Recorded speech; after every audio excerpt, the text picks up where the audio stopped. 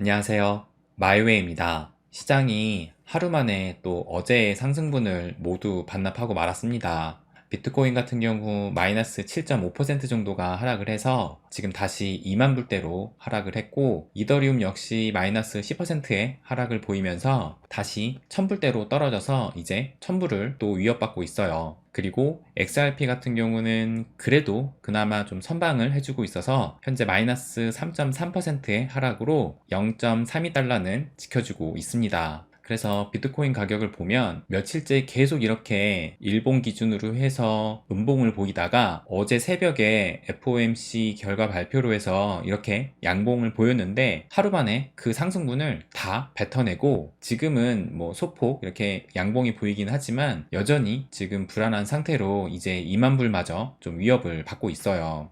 그래서 공포탐욕 지수를 보면 어제는 7포인트의 익스트림 피어였는데 오늘은 그래도 FOMC 결과로 해서 조금 상승을 한 것 같지만 그래도 여전히 9포인트의 극단적인 공포장이 지속이 되고 있어요. 그래서 증시를 보시면 어제 나스닥에서 큰 폭의 하락이 나왔습니다. 어제 나스닥 같은 경우 마이너스 4%의 좀 폭락이 나왔고, 다우존스 역시 마이너스 2.4%, 또 S&P 500 같은 경우도 마이너스 3.2%의 하락을 하면서 엊그제 있었던 그 상승분을 다 반납을 하고 또 거기에다가 추가적인 더 하락까지 있었어요. 그래서 다우존스 같은 경우는 결국에 지금 3만 불까지 무너졌습니다. 그래서 어제 하락을 보니까 특히 이 테슬라의 하락이 좀 컸더라고요. 그래서 테슬라 같은 경우는 마이너스 8.54%가 하락을 했고, 애플도 마찬가지로 3.96이니까 거의 4% 가까운 하락을 보여줬어요. 그리고 마이크로소프트도 한 3% 정도, 또 구글 역시도 3% 정도의 하락을 보였습니다. 그래서 어제 전반적인 이렇게 미 증시도 대부분이 하락을 하는 이런 좀 폭락장이 연출이 됐어요. 그러다 보니까 우리나라 지금 코스피 역시 현재 마이너스 1.29%로 장중에 2400포인트가 무너져가지고 2396을 찍고 지금은 소폭 올라와서 현재는 2418포인트 정도를 보여주고 있는데, 이렇게 우리나라 증시도 지금 하락을 하면서 이 삼성전자가 1년 7개월 만에 5만전자로 됐다 하면서 지금 6만원대에서 5만원대까지 삼성전자도 하락을 했습니다. 저도 삼성전자 주주인데 참 이렇게 삼성전자까지 하락을 지속하니까 마음이 아픕니다.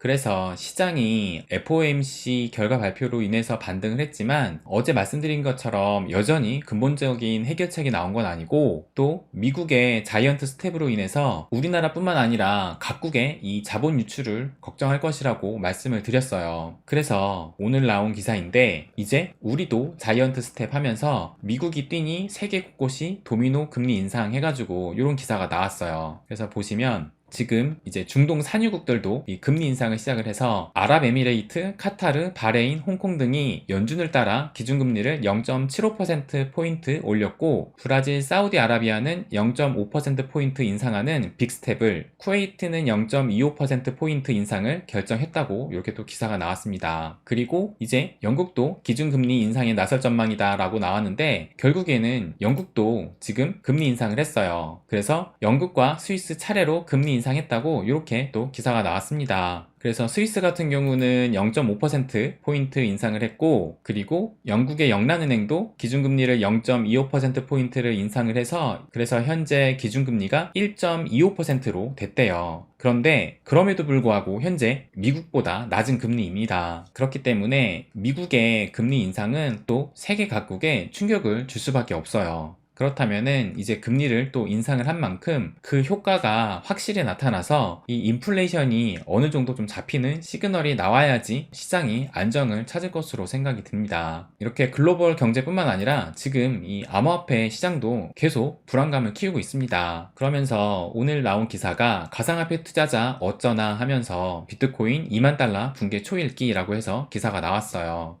그러면서 저는 뭐 이분을 처음 아는데 뭐 이분이 바비리 고일이라고 해요. 그러면서 중국 최초 가상화폐 거래소 BTCC의 설립자인데, 이분이 블룸버그와의 인터뷰에서 가상화폐 시장의 변동성이 심화되는 가운데 롱과 숏 포지션의 싸움이 치열해지고 있다면서 비트코인 하락 쪽으로 베팅하는 투자자들이 늘어나고 있다라고 말을 하고, 비트코인이 2만 달러 선에서 시험을 받다가 결국 1만 8천 달러에서 1만 9천 달러 구간으로 떨어질 것이라며, 2만 달러 지지선이 무너지면 비트코인 청산 포지션이 눈덩이처럼 순식간에 늘어날 것이다 라고 말을 했다고 합니다. 그러면서 비트코인을 담보로 은행 대출을 받은 기업들이 마진콜 사태에 직면하게 될 것이라며, 이미 한 차례 흔들린 가상화폐 시장이 엄청난 수준으로 무너질 것이라고 밝혔다고 해요. 그러니까 정말 좀 무서운 얘기를 했는데, 근데 이 사람뿐만 아니라 뭐 어떤 CEO도 비트코인 가격이 1만 5천 달러에서 2만 달러 사이로 떨어지면 엄청난 매도세가 발생할 것이고, 비트코인이 1만 달러까지 추락하더라도 크게 놀라지 않을 것이라고 말을 했다고 합니다. 또 이어서 뭐 월가에서 신채권왕으로 불리는 제프리 건들라 CEO는 이분인가 봐요. 가상화폐 시장이 붕괴되고 있는 신호가 곳곳에서 발생하고 있다면서 비트코인이 1만 달러까지 떨어지는 게 전혀 이상하지 않다고 이렇게 얘기를 했다고 합니다. 그러니까 정말 이렇게 공포를 조장하는 이런 기사들도 계속 쏟아지고 있어요. 근데 뭐 이분들은 그냥 뭐 가상화폐를 까겠다고 작정하고 얘기를 했다고 그냥 치부할 수도 있는데, 이 기사는 좀 어느 정도 의미가 있는 것 같아요. 보시면 비트코인 2만 불이 위태하다라고 하면서 1만 9,511달러가 중요한 이유 해서 이런 기사가 나왔어요. 그러면서 비트코인 베테랑들이 19,511달러 레벨을 중시하는 이유 해가지고, 그 이유가 뭐냐면, 보시면 19,500달러는 비트코인의 이전 강세장 사이클이었던 2017년 말 고점이다 라고 하면서, 여태까지 비트코인의 약 12년 거래 역사를 통해서 비트코인은 단 한 번도 이전 사이클 고점 아래로 떨어지지 않았다라고 말을 합니다. 그래서 한번 보시면 지금 현재 가격이 한 요 정도 선이고, 지난 전 사이클의 고점이 이제 2017년도 말 요때잖아요. 그럼 요때를 보시면 현재 가격이 이 비슷하게 내려와 있지만 아직 깨진 않았어요. 그러니까는 아까 그 기사에서 말한 그 1만 9천 달러 선을 지금 아직은 도달하지 않았고, 또 그 이전을 보면 이때가 2013년도인데, 이때도 2018년도 2019년도 하락을 했을 때 2013년도 최고점 밑으로 가격이 떨어지지 않았습니다. 그러니까 이때는 뭐 한참 남았었어요. 그리고 마찬가지로 이때도 2013년도 고점도 결국에는 지켜주고 그 밑으로 하락을 하지 않았어요. 그러니까 지금 현재가 정말 간당간당한 수준입니다. 그래서 아까 그 기사를 계속 보면, 때문에 비트코인이 이전 강세장 사이클 고점인 1만 9,500달러 아래로 하락할 경우 중대 사건이 될 것이다. 분석가들은 이 레벨 아래로 비트코인의 잠재적 후퇴는 많은 호들러들의 커피출레이션과 레버리지 정리로 이어질 가능성이 있다면서, 이는 19,500달러를 앞으로 주시해야 할 매우 중요한 지지 레벨로 만들고 있다고 이렇게 말을 했다고 합니다. 그러니까 지금까지 역사상 이전 사이클의 고점을 무너지지 않았는데, 아직까지 그 고점을 무너뜨리진 않고 있어요. 아직은 그래도 2만 달러를 지켜주고 있는데, 또 어떻게 보면은 2만 달러라는 심리적 지지선이 있기 때문에 한동안 이 2만 달러를 지켜줄 수도 있는데, 만약에 시장에 또 어떤 충격이 온다면 이 2만 달러도 무너질 수가 있고, 또 역사적으로 이전 사이클의 고점을 깨지 않았는데 그거 역시도 위협을 받을 수 있다고 생각이 듭니다. 그래서 제가 며칠 전에 이 200주 이동평균선을 보여드리면서 여태까지 200주 이동평균선을 지지받고 올라왔다라고 말씀을 드렸잖아요. 그래서 현재 지금 보게 되면, 현재는 이렇게 이 파란색이 200주 이동평균선인데, 이 200주 이평선을 지금 뚫고 이렇게 내려와 있어요. 이게 지금 현재 주봉으로 보고 있는 거거든요. 그러면 과거에 이렇게 200주 이평선을 깬 적이 언제 있었는지를 다시 한번 살펴보면, 요 로그 차트로 한번 보면, 쭉 역사적으로 본다면 요때 살짝 이렇게 이동평균선 밑으로 내려왔잖아요. 그러니까 요때가 2020년 3월이니까 이 코로나 사태로 폭락이 있을 때 요때 이평선 밑으로 내려왔었고, 또 그 밑으로 내려온 적이 보면은 이때도 내려오진 않았고, 2015년 요때 또 살짝 이렇게 내려온 게 보여요. 이때가 2015년 한 8월 이때쯤이네요. 그리고 나서 그 이후로는 이렇게 200주 이평선을 뚫고 내려간 적이 없었어요. 그러면은 이렇게 두 번의 200주 이동평균선을 뚫고 내려간 적이 있었는데, 이 200주 이동평균선을 뚫고 얼마나 오랜 기간 동안 또 얼마만큼 더 하락을 했었는지 한번 좀 살펴볼게요.